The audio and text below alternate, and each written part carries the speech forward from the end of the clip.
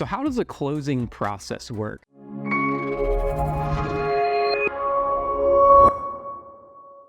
Hey guys, it's Brad from probateresource.com. So we're a real estate solutions company. We specialize in the world of probate and inheritance properties.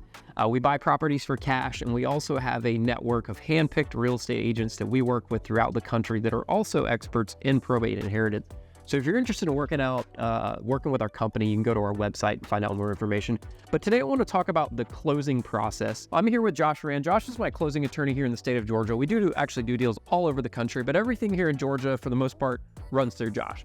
So Josh, let's talk about the closing process. Sure. A little. It's pretty simple, but let's talk about it a little bit. What happens? Well, I want to talk also from the perspective of, since you're focused on probate, there's a few additional things to maybe be aware of in a closing process. But just starting from the basics, maybe you haven't been through closing or don't know what to expect. The first thing is that my staff or my team, we're going to make contact. We're going to reach out to you, and we're going to need some information. So there's a lot of fraud out there and skepticism. So I know in Georgia, for example, sometimes we'll encourage people to go look up our website or even go to the Georgia bar where they can look us up, in the directory, just to confirm, hey, we're providing some information. We want to know who we're dealing with.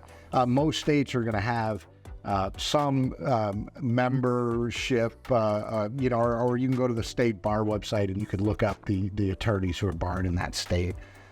Just as a heads up. But we need information. So it's a good idea to get back to the closing attorney or the escrow company promptly, because not having that information can delay the closing. What are the things that we need? Well, if there's a homeowners association, we might need management information. If there's mortgages on the property, we would need, loan information so we can go and order payoffs.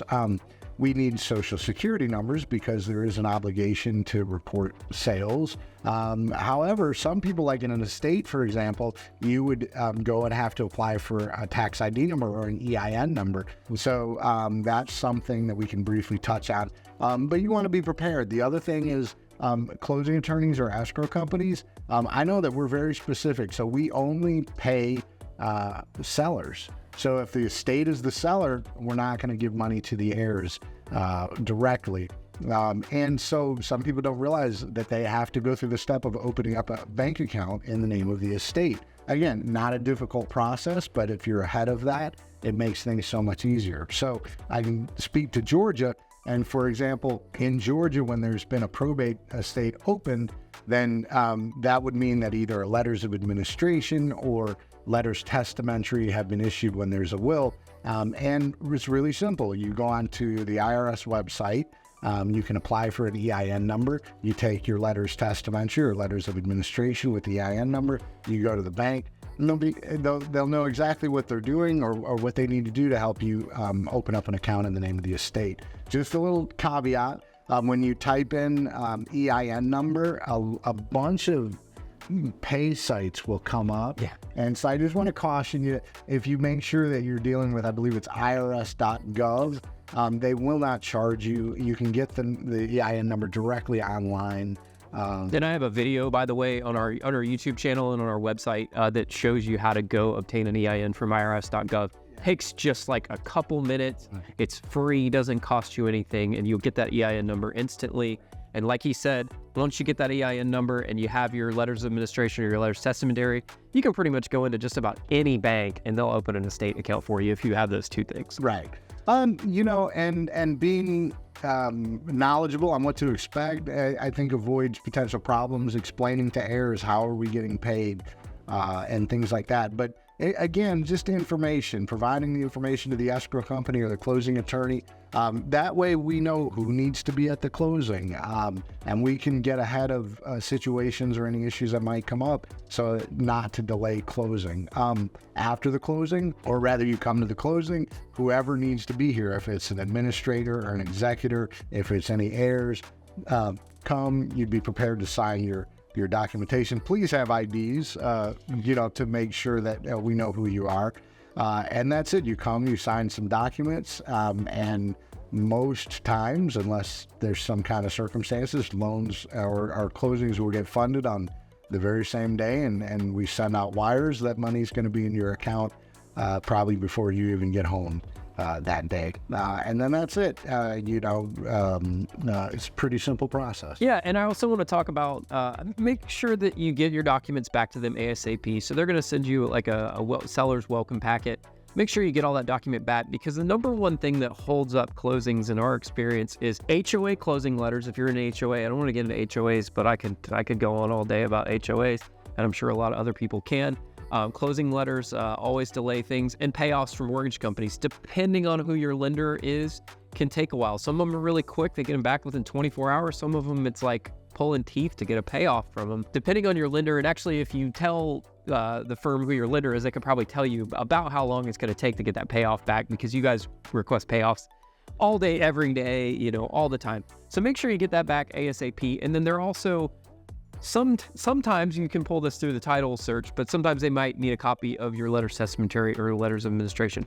If you don't have either of those documents, administration would be if you're doing administration of the estate, or letters testamentary, we're not going to be able to close until you have those documents in your possession. Now, we have done closings where literally the executor has gotten their letters testamentary from the court, like driven straight from the Fulton County Courthouse to the closing table here, and literally closed like within an hour of obtaining their documents. But as long as you have them in your possession, you guys are good to go. We've got everything else. That's it. You're good to go. We also want to talk about one other thing, which is, what if you're out of state? What if the property is out of state? Well, there's this beautiful thing called a mobile notary, and we use those all the time, where they can actually send all the closing documents to a mobile notary. There is a fee for that. It costs about $200, $250. I don't even know what the fee is nowadays. Give or take $200, $250.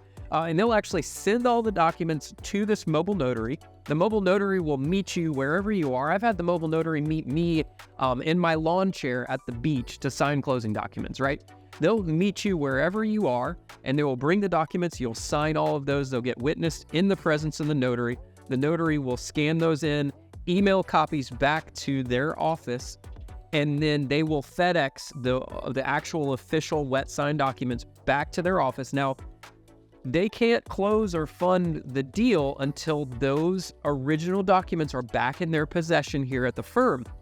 But as soon as you guys get them back, you can close everything out. So if it's an inconvenience for you to drive here to Roswell, Georgia, if we're doing a closing here in Georgia, you don't necessarily have to, but just understand, it's going to take about a day or two. If it's the weekend, you might have to wait till Monday, but this can be done remotely from wherever you are. And like I said, there is a fee for that. It's in addition to the other fees, but it's a great way. We actually do them all the time, especially for out-of-state executors, out-of-state administrators that maybe don't live here in the state of Georgia and they're selling a property that's here in Georgia.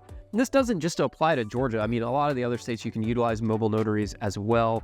And I love it. Like I said, I've done it at the beach before. I'm on vacation, had a notary. Remember that one? Yeah. So that I just wanted to add that there. So Josh, I appreciate you, talking about the closing process. It's very simple.